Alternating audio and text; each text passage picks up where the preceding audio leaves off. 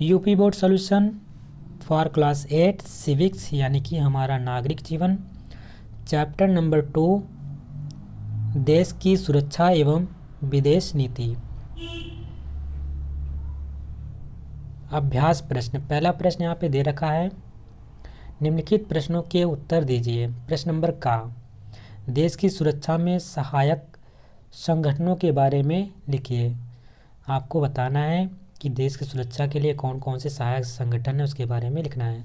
तो आइए जानते हैं, उत्तर में लिखेंगे। सबसे पहले, सेनाओं के 3 अंगों के अतिरिक्त कुछ अन्य संगठन हैं जो देश की सुरक्षा के लिए कार्य करते हैं। देश की अंतर्राष्ट्रीय सीमाओं पर स्थायी रूप से चौकसी का कार्य सीमा सुरक्षा बल यानी कि हम इसको बोलते हैं बॉर्डर सिक्योरिटी फोर्स, बीएसएफ। आप देखते होंगे बीएसएफ आर्मी को। तो उसी प्रकार से आपका बॉर्डर सिक्योरिटी फोर्स होता है जो हमारी अंतर्राष्ट्रीय सुरक्षा का जिम्मेदारी इनके अंतर्गत होती है। ये हमारे पोस्ट होते हैं बीएसएफ पाकिस्तान और बांग्लादेश के पास के बॉर्डर पर।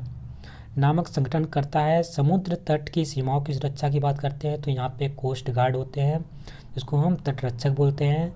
संगठन कार्य, एक संगठन वहाँ पे कार्य करता है, इसके कार्यों में रक्षा प्रतिष्ठानों की रक्षा करना, तस्करी रोकना तथा खोज बचाव के दलों का गठन करना मुख्य है। तीसरा महत्वपूर्ण संगठन प्रादेशिक सेना यानी कि टेरिटोरियल आर्मी या नागरिकों का एक संगठन है। इसमें देश की सुरक्षा कार्य में भाग लेने के इच्छुक नागरिक अपने खाली समय में सैन्य प्रशिक्षण ले सकते हैं।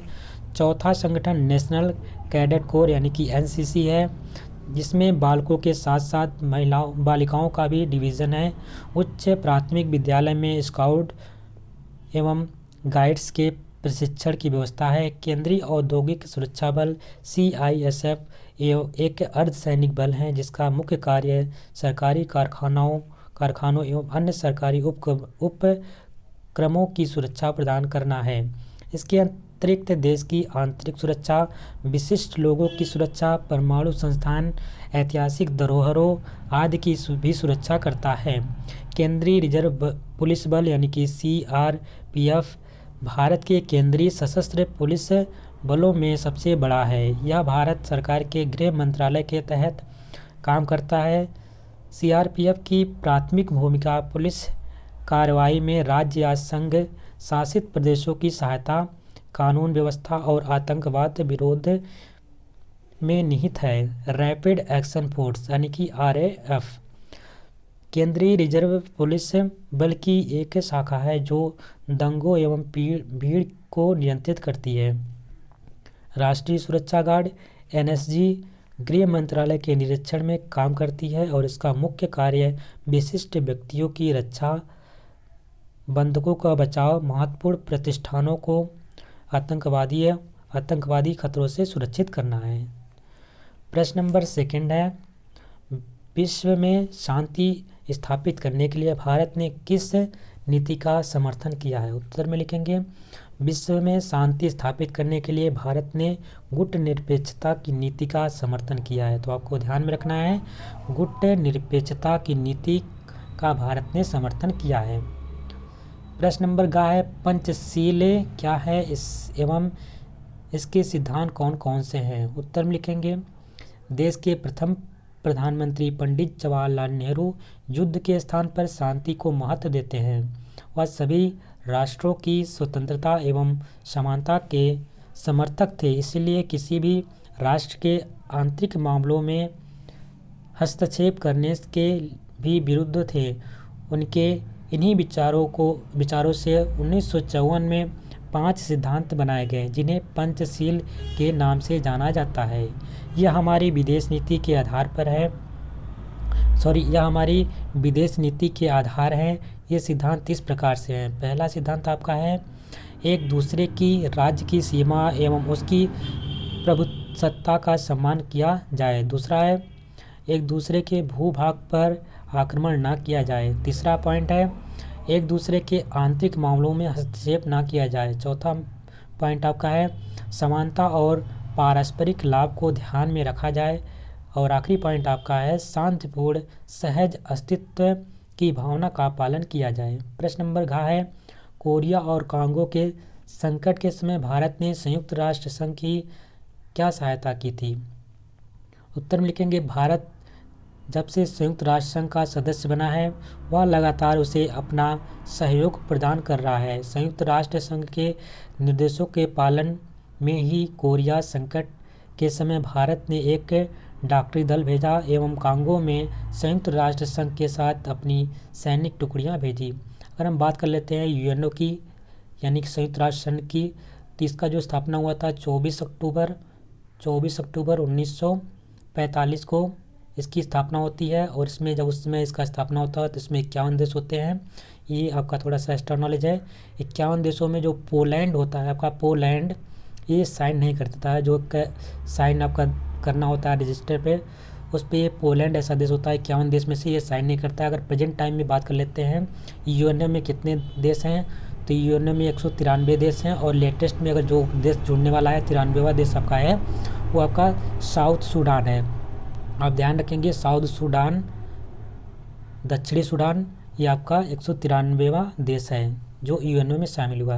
अगर हम बात करते हैं यूएनओ में स्थायी या अस्थायी सदस्यों की संख्या, दोनों मिलाकर के आपके स्थायी या अस्थायी सदस्य जो होते हैं 15 होते हैं, जिसमें से 5 स्थायी सदस्य होते हैं जो कि आपको पता होगा। चीन है आपका, फ्रांस है, यूएसए है आपका, ग्रेट ब्रिटेन है और रूस है। ये 5 आपके हो गए। और 15 में से आपका भारत अब की बार फिर से शामिल हुआ है। वो इसका जो 8वीं बार भारत इसमें शामिल हुआ है। और इसका जो कार्यकाल होता है वो 2 वर्ष के लिए होता है जब कोई अस्थायी सदस्य बनता है। इस प्रकार से आप पे थोड़ी सी एक्स्ट्रा जानकारी इसके माध्यम से लिए। बात करते हैं नेक्स्ट प्रश्न की। प्रश्न नंबर 2 है रिक्त स्थानों की पूर्ति कीजिए। प्रश्न नंबर का यहाँ पे दिया गया है सेना में भर्ती होने से पहले क्या होती है आपकी चयन परीक्षा होती है। तो खाली स्थान में क्या भरेंगे हम लोग, परीक्षा भरेंगे। समुद्री मार्ग से तस्करी रोकने के लिए कौन से संगठन कार्य करता है। तो जो समुद्री मार्ग से संगठन जो तस्करी होता है उसको रोकने के लिए तटरक्षक संगठन कार्य करता है।